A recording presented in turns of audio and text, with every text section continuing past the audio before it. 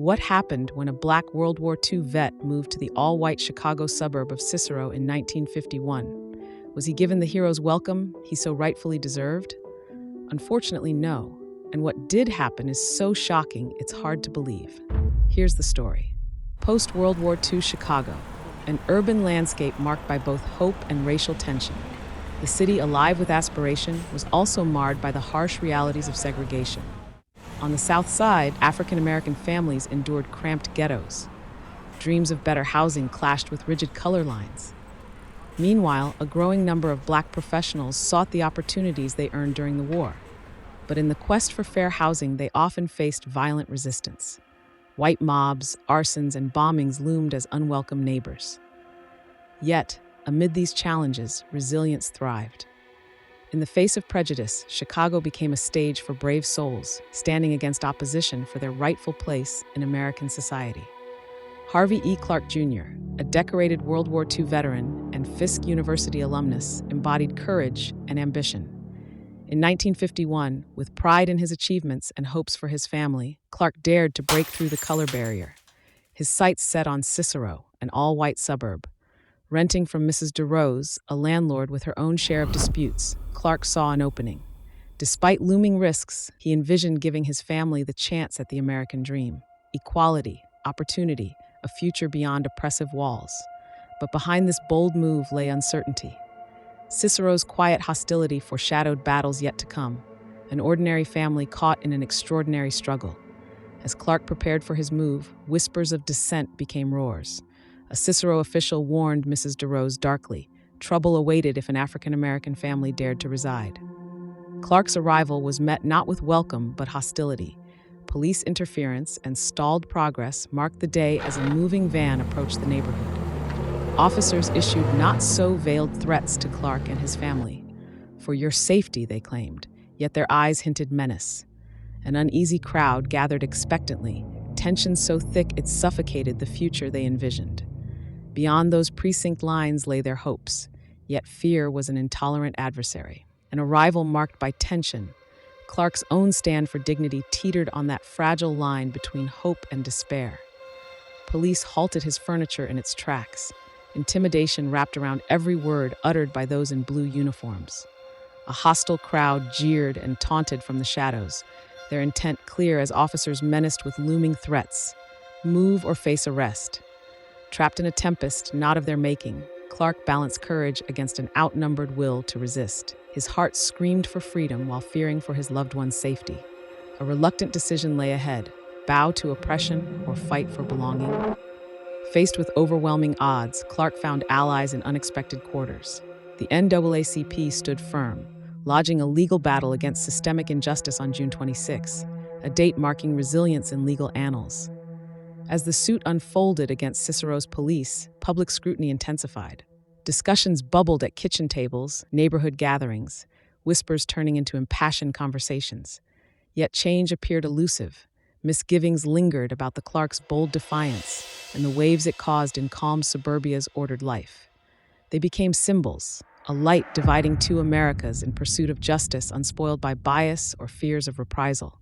On fraught but determined ground, June finally saw the Clarks enter their new apartment, a testament to hope amidst hostility simmering under watchful suburban nets. Though they'd made it, resolve was but tested with each passing gaze that questioned or condemned their presence as neighbors watched tales unfold with silent disdain, waiting behind drawn curtains. In this poignant silence, tension threatened stillness within foundations of this building, as if echoing echoes past grievances whispered fiercely through gritted teeth. They were pioneers carving paths where open arms scarcely beckoned approval, nor respite built upon such tenacity atop invisible burdened resilience. As the sun dipped below the horizon on July 11, 1951, a tense hush fell over the neighborhood. That silence was the calm before the storm, a storm that would descend ruthlessly upon the Clark family. The ominous rumbles of discontent had now swelled into a furious roar. By nightfall, a mob of 4,000 stormed toward the Clark home, their anger set to destroy. Witnesses describe a chaotic night, vandals breaking windows, shouts echoing against the brick walls. For the Clarks, it was a night of terror, etched indelibly in their memories. As the mob pressed closer, police struggled to contain them, stretched impossibly thin against a tide of hate. This was no longer just a neighborhood protest. It was open hostility unleashed. What started as dissent rapidly escalated into a riot fueled by racial hate and fear. As fury spread like wildfire through the crowd, rocks became weapons, hurled with venom at the Clark apartment. Windows shattered and splintered, each crash fueling an already dangerous fire. Rioters roamed like unleashed tempests, leaving ruined furniture and charred doorways in their wake. More than stone and fire, the mob's actions revealed deep-seated aversions, their deeds a violent stand for outdated segregation beliefs. In the madness, empathy vanished, eclipsed by a burning desire to destroy what they refused to understand. It was a rebellion against change, a denial of another's right simply to coexist. Caught off guard by the sheer scale of violence, law enforcement found themselves unprepared, almost paralyzed at first. As chaos raged, officers and firemen faced an overwhelming adversary, the crowd's unchecked aggression. Even as sheriffs urged water hoses against the flames and riotous heat, firemen hesitated, lacking decisive leadership. Sheriff Johnny Babs had no choice. He sought aid from higher authority to rein in the pandemonium. His call reached Governor Stevenson, a path igniting a new chapter in this tumultuous stand for civil rights. The Clarks watched helplessly as neighborhoods churned tumult and menace before them. As hope teetered on a precipice, rumbling trucks heralded arrival of the Illinois National Guard. Their entry was marked by determination. Their mission, restore order amid chaos. Soldiers swiftly encircled the Clark residence, a perimeter of protection with tactics steeped in precision. Tear gas burst into the mob's fury, dissipating their strength but not their will. In this battle against acrimony and injustice, methods merged discipline, bayonets on steadfast readiness if needed.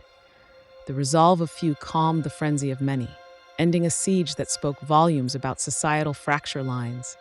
Morning light revealed devastation, homes damaged, streets torn asunder under forceful hands of hate.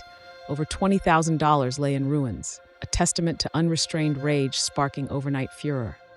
The air remained thick with disbelief as Cicero grappled with remnants of violence unfurled, unchecked. Interviewed historians grapple with emotional wreckage echoing years onwards, a chapter scarred yet remembered for its hardship overcome.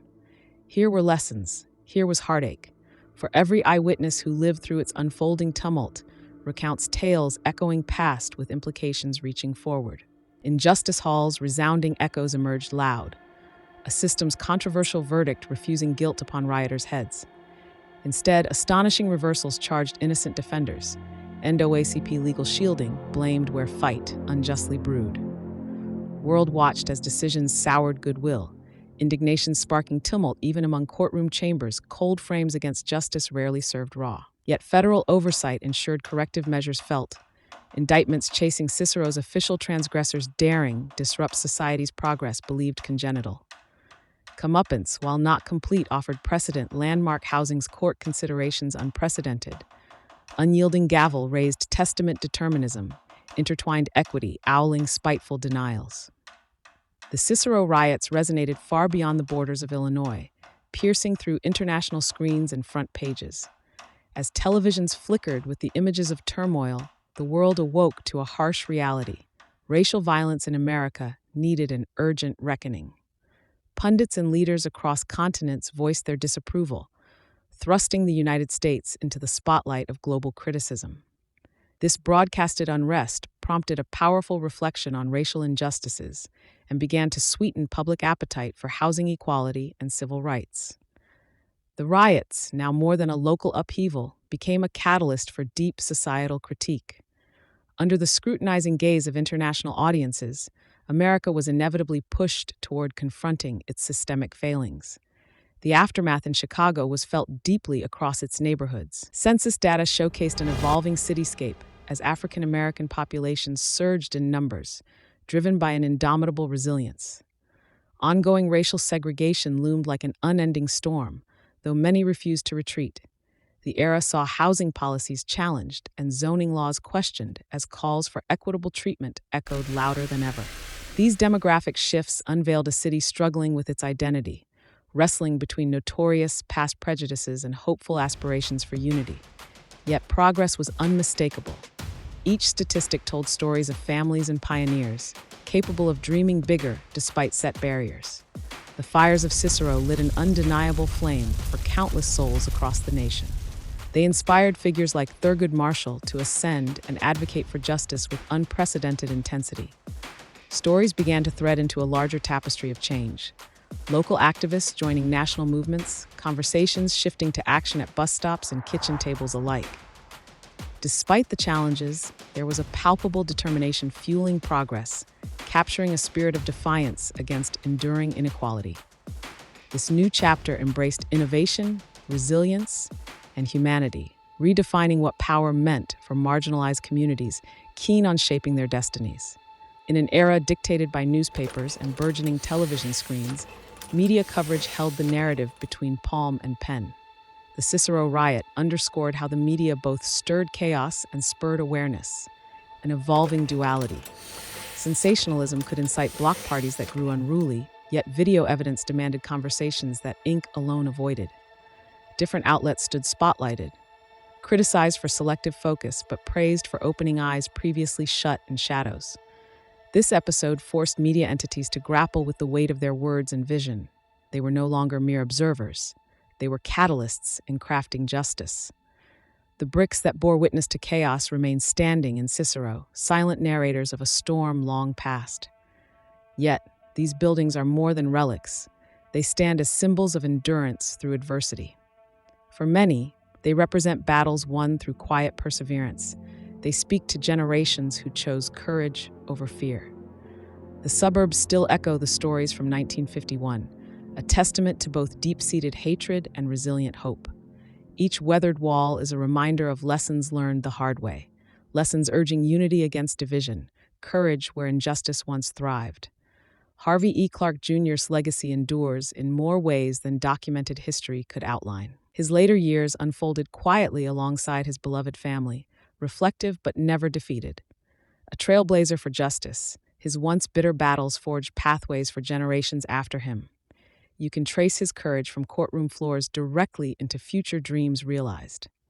Passing away in 1998, Clark's spirit is immortalized within battles still fought today, an emblem gracing not just Chicago, but a nation slowly coming to terms with itself. Though Cicero tested him profoundly, Harvey ensured his story remained one of triumph over oppression.